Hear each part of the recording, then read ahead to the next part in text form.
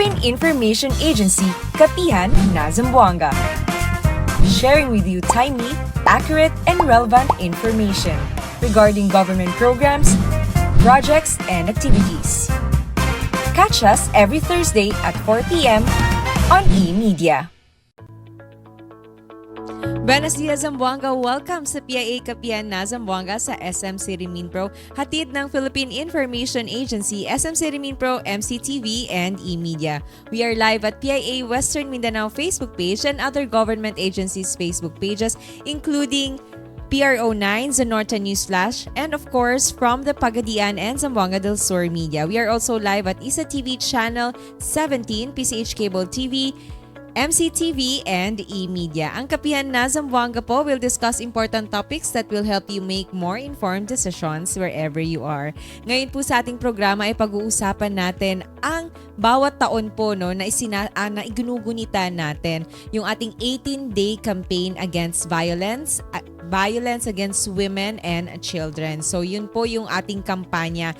Isinasagawa po natin yan tuwing end of November up to December. So malalaman po natin yung ating mga impormasyon patungkol dito. Kasama po natin from the Department of Social Welfare and Development, we have the Sectoral Program Head and the Regional Focal on Women sector po ng DSWD Region 9. We have with us Ma'am Rowena Eustaquio. Welcome sa ating program.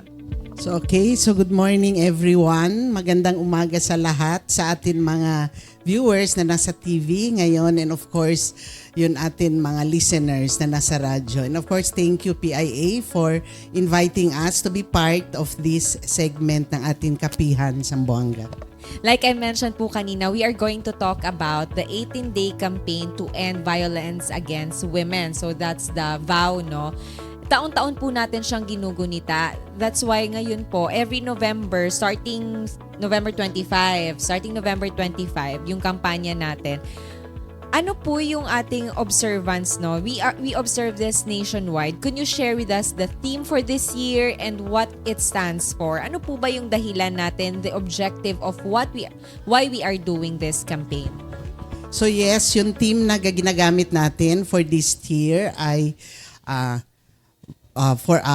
United for a Vow-Free Philippines. So isang recurring na ito na ginagamit natin since year 2022 at pwede natin to gamitin hanggang 2027. So yung team emphasizes yun all nation approach, kung saan kinocall natin lahat ng mga Filipino from the national government unit, yun atin local government unit, yung civil na society, private sector, yun atin mga kababaihan, kalalakihan, at yun mga kabataan na to unite and take part in preventing and eliminating violence against women and children. Of course, itong team, itong Unite is also aligned with the UN na Women Global na Initiative. Okay. So, actually po yung goal talaga po natin, ma'am, no, is to really eliminate talaga yung violence against women. But as of now, meron pa rin tayong mga concerns on violence, especially on women and children, no? Yung ating mga vulnerable sectors. What are our key messages po? From DSWD, what are our key messages? And how important po itong campaign na ito for us to actually end talaga yung violence? So of course, napaka-importante yun ang campaign, di ba? So nag-iingay tayo. So of course, dahil sa kampanya ito, nakakapag-raise tayo ng mga public awareness. So by, di ba, sinashatter natin yun, culture of silence by of course making yun itong mga issues natin on women visible and encouraging.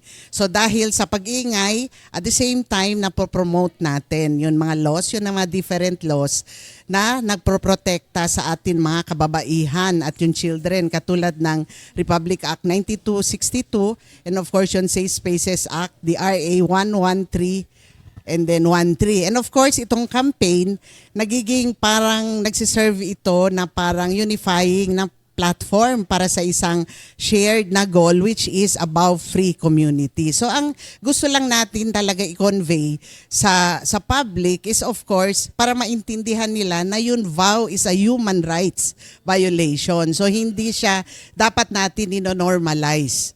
So of course, so dapat kung meron tayong nakikita na mga abuses, of course, we urge lahat na to report instances of mga violence na nangyayari sa mga proper channel. Andyan yun atin DSWD and the local government na unit, LSWDO, yung Barangay Protection at PNP.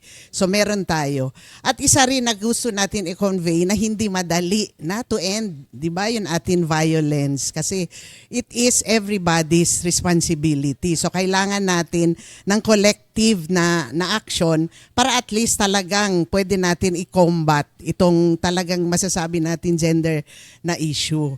So yun po ang pinaka na mensahe natin. And of course, sa atin mga survivors and victims of violence, gusto lang natin din is sabihin sa kanila na meron comprehensive na support available. So yun, DSWD is committed, of course, to provide them their protection, yung kanilang healing, at yung mga opportunities para makapag-build sila ng kanilang mga buhay ulit.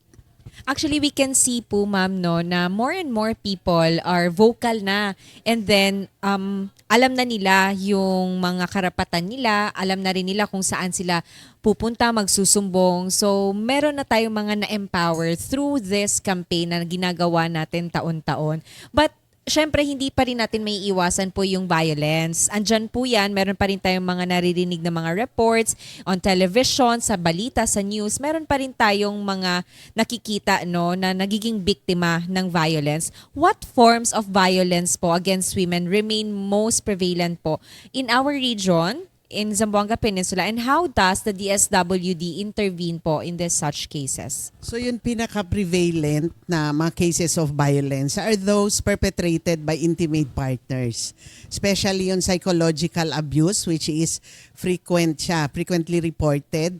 Andyan din yung mga physical abuse, economic abuse, and we also have some cases ng sexual abuse. So paano namin intervene itong mga victims, of course, through yung mga specialized program na meron available ang aming departamento. Katulad ng yung mga protective services program, yung atin center and residential care facilities, katulad ng Home for Women, and then katulad ng BDSK, yung Balay Dampanan para sa mga kabataan na located sa Polanco, Zamboanga del Sur.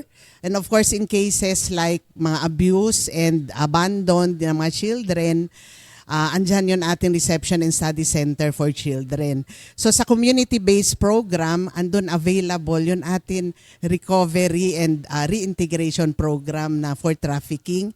Meron din tayong crisis intervention unit at marami pa tayong mga programa na pwede nilang avail, katulad ng if kailangan nila is for economic independence, meron tayong i-offer na sa sustainable livelihood program. So you mentioned, ma'am, yung ating mga programs from the DSWD. How about po yung other programs naman po, or how do we coordinate with other local government units or even national government agencies po, no, or even NGOs po na that can help, no, supporting our victims of violence? So how do we ensure yung ating mga survivors will receive the proper legal, including legal po, psychological, and of course yung ating livelihood support after the reintegration natin sa kanila? So of course, yung DSWD, hindi siya nag-ooperate in isolation. So we ensure that yung comprehensive support is talagang na-avail ng atin mga victim survivors of violence through a multi-sectoral na referral system. So ito yung anchored by yung Interagency Council on Violence Against Women and Children, or yung IACAT, VAUSI, to which yung DSWD nag-chair. So yun para sa ating local government unit, the LSWDO, and the barangay VAUDEST, sila yun first line of defense, and the primary na partner ng ating department in terms of localized services and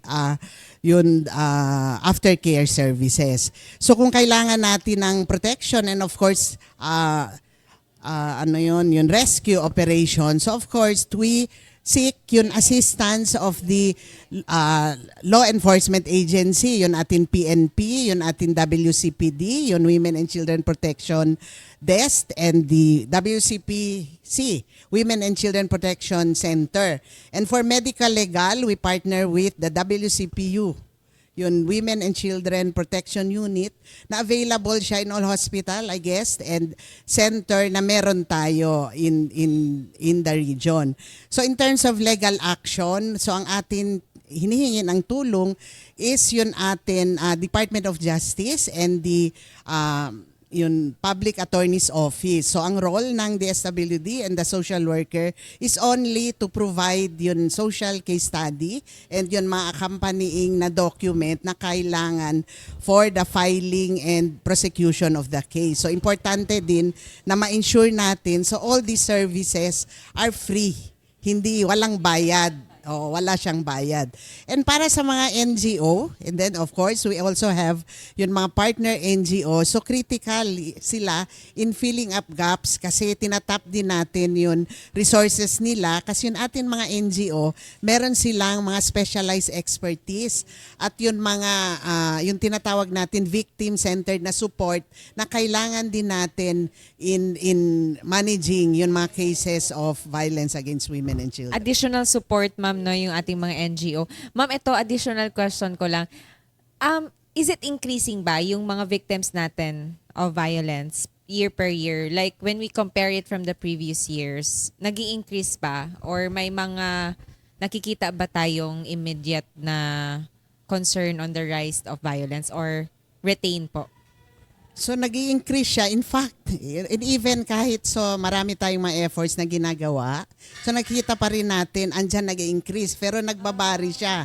So ngayon, last year, pwede yung physical, psychological abuse ang mataas, pero sa ngayon is psychological na pero doon habol. And even yung mga cases of trafficking din, pumapasok at yung mga sexual, yung mga child marriages. So nag-ano siya, yung nag-iiba, nagva-vary yung mga cases na reported cases ngayon. So with that, ma'am, actually baka isa rin yun sa mga reasons, ma'am, no, na tumataas kasi alam na nila kung paano magsumbong. Like I mentioned, alam na nila saan magsusumbong, alam na rin nila kung ano yung mga rights nila and how, yung process of their reporting ng kanilang mga cases. But how do you empower, ma'am, itong mga victims natin, mga women victims natin of violence?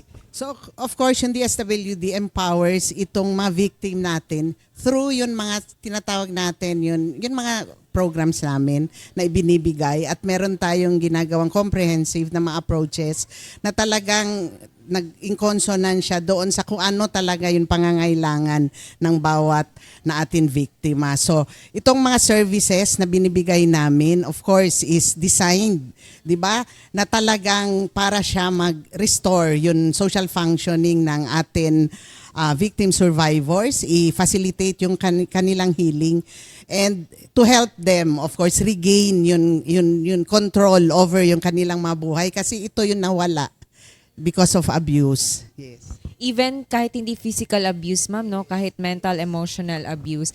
What are, ngayon that we are doing this 18-day campaign and this is an annual event, annual activity talaga natin. What are the preparations po for this year's campaign? What are the programs that we prepared po from the DSWD? So yun atin campaign will run from this November 12 until 25 to December 12. Thank you for correcting. So of course, so meron tayong naka-line up na support sa November 25. So that is yung kick-off ng program. So we will be having yun simultaneous hanging of streamers. Yun naman talaga palaging ginagawa natin at ini-urge natin lahat ng mga partner agency actually to also do the same. So part also within the day, so ilo-launch natin yung ating commitment wall, yung vow to end vow. So pwede tayo mag-pledge or mag-commit or mag-support through sulat doon sa ating commitment to all para sa in support to this campaign. And then of course, mag-ano din tayo, yung symbolic na decorating natin yung vow tree using yung mga orange na icons na natin doon. So this is also yung orange kasi alam naman natin is nagsisignify siya ng yung parang a brighter future para sa atin victim survivors. Kaya orange yun ginagamit natin na color for this campaign. So we will also be doing seminars, mga trainings, and yun mga orientation on the different laws kasi kailangan kahit na alam na natin, so kailangan natin i-refresh from time to time itong mga batas na meron tayo to protect women. And aside from this, yun sa culminating activity natin, magkakaroon tayo ng back-to-back, of course, na activity with yun sa IDAT, International Day of Family, na i-held siya sa International Day of Trafficking. So i-held siya sa KCC Mall. And then, in between doon sa mga activities na gagawin natin, meron tayong reconstitution ng ating organization, yun MOVE. So ito yun Men Opposing Violence Against Women, Women Everywhere. So yun organization na i-reconstitute natin. At meron din tayong mga trivia games na gagawin. And of course, magkakaroon tayo ng isang flash mob. Yun, ida-dance natin yun, Billion Rising Dance. In fact, siguro pwede rin natin i-encourage yun, ibang mga agency mag-flash kasi talagang napaka-strong yun siya na parang advocacy na ginagawa natin to support yung campaign natin against violence against women. And of course, during Monday convocation, ina-encourage rin natin na yung prayers at yung pamansang awit na natin, ang i-play natin yung mga all-women cast na mga videos. So that's it. So ito pong participation ng ating mga programs and activities for the 18-day campaign are for us government offices, sa ating mga different stakeholders and local government units. How about po yung mga ordinary citizens? How can they support, How can they take part in this campaign to create or to help create talaga po yung ating safe spaces for women and girls? So importante, kahit ordinary mga citizens, pwede tayo take part by just being active lang sa atin in preventing yung VAUC. So yun lang. So ang gagawin natin, so matuto rin tayo yung tinatawag natin na bystander na intervention wherein ina-urge natin yung lahat to intervene whenever na meron tayong na-witness na mga abuse or mga harassment na nangyayari in public. So wag tayong tumahimik. Talagang magsi-speak up tayo. And then of course, andun din na kailangan din natin na gamitin, of course, sa advocacy and yun sa atin, mga awareness, yun mga boses natin to condemn violence against women and children. So, andyan, di ba, yung social media natin na andyan. So, patuloy tayo magsishare ng mga information. Gawin natin maingay. Di ba, marami tayong mga laws at yung mga paraan kung paano natin i-fight itong violence against women. At for the men naman, siguro ang importante na ito, tinatawagan ko lahat ng mga kalalakihan na dapat tayo maging alay sa babae. Suportan natin sila. Dapat hindi natin, tayo ang magiging model ng respectful na behavior. So hindi yon pinapakita natin yung pagiging strong is, di ba, yun pagiging strong, yung magiging matapang is pamagitan ng, di ba, pag abuso ng mga kababaihan. Kundi, ipapakita natin yung ating strength is pamagitan pagbibigay ng respeto sa mga kababaihan and for sa family, mga parents. So, gusto natin na i-teach natin yung ating mga anak, especially yung mga lalaki, yung positive masculinity. Diba? Yung nire-respeto yung mga kababaihan equally na lahat. Sa murang edad nila, so dapat yun ang magiging start para at least ma-prevent natin yung occurrence ng itong violence against women and children. Actually, gusto din natin na even the young ones will be aware of the rights ng ating mga kababaihan para while they are young, they know how to protect yung kanilang mga sisters ba, yung kanilang mothers, no, in their own way, they will know how to protect. And two, of course, yung mabigyan ng safe space yung kanilang mga mahal sa buhay that are women and girls, no. So thank you very much po, no, sa inyong powerful message. But with that, ma'am, for this campaign natin on ending vow, ano po yung ating message of hope and solidarity, especially po dun sa mga victims or survivors na po ng violence as we continue the fight po to end vow? So ito panawagan, no, para sa ating victim and survivors of violence. So gusto lang namin ipaalam sa inyo na hindi po kayo nag-iisa. You are not alone. So, 'di ba, yun yung courage, yun yung strength at yung resilience ay isa itong inspiration para sa aming lahat. So kahit alam natin, although naka-experience kayo ng mga challenges sa inyong buhay, of course, so tandaan natin na hope is not lost. So the Department of Social Welfare and Development kasama ng ibang mga ahensya ng gobyerno is andito kami na nagsastand firmly to support you. So hindi tayo titigil. Yun ating laban until yun ating bansa na Pilipinas is magiging united na nation wherein lahat ng tao, especially yun ating mga kababaihan at children, ay namumuhay sila ng payapa, peaceful, happy, walang takot. Diba? Walang violence na nangyayari. So let's hold on to hope, of course, and let us remember na we are, diba, in this fight together. So alam ko pag tayo lahat ang lalaban, and definitely we will win. Tama po, no. Like yung theme natin for this year is united, no. So dapat po magsama-sama tayo, sama-sama nating alamin at sama-sama tayong makilahok sa ating 18-day campaign to end violence against women. With that, maraming salamat po sa ating panauhin ngayong araw for your sharing, no, ng ating kampanya at yung sharing din natin ng mga dapat nating gawin and yung mga dapat po nating alalahanin para po makatulong tayo sa pag-end ng violence dito po. Hindi lang actually dito sa ating rehiyon but sa entire Philippines. Like what Ma'am Rowena said, na hopefully, no, buong Pilipinas po ay magsama-sama at magtulungan para po talaga eventually, dahil yun yung goal natin is to be a vow-free country. So with that, again, maraming salamat, Ma'am Rowena. Thank you, ma'am. Thank you din. Ayun. And of course, once again, yung ating guest po ngayong araw, si Ma'am Rowena Eustaquio, the Sectoral Program Head and the Regional Focal po on Women Sector from the DSWD Region 9. Thank you very much po, and nawa po ay marami tayong natutunan ngayong araw sa ating programa. At muli po, inaanyayahan natin, no, ang ating mga manonood, lahat po na makilahok, sama-sama po tayong sumuporta sa ating 18-day campaign against violence, to end violence against women. At magsisimula po yan from November 25 to December 12. Muli po, thank you rin sa lahat po nating mga viewers, especially sa ating mga barangay information officers na parati pong nakatutok sa ating programa.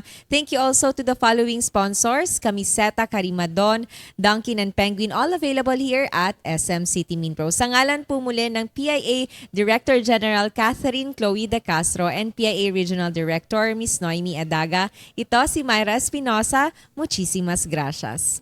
Serbisyo ng gobyerno, nasa kamay mo na. Narito ang Serbisyo Hub, accessible na sa eGov.ph app. Tulong pinansyal, legal, medikal, at iba pang serbisyo ng gobyerno.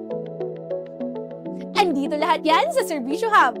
Dahil lang gusto ng Pangulo, mas mabilis na aksyon sa pangangailangan mo. Kaya kung kailangan mo ng tulong, dito ka na sa eGov.ph Serbisyo Hub. Mag-download na ng eGov.ph app at mag-register para ma-access ang Serbisyo Hub. I-click ang Serbisyo Hub banner sa loob ng eGov.ph app. I-upload ang inyong requirements at sundan ang instructions sa screen para makakuha ng appointment. Ganun lang kabilis! Serbisyo ng gobyerno, mas pinadali para sa'yo!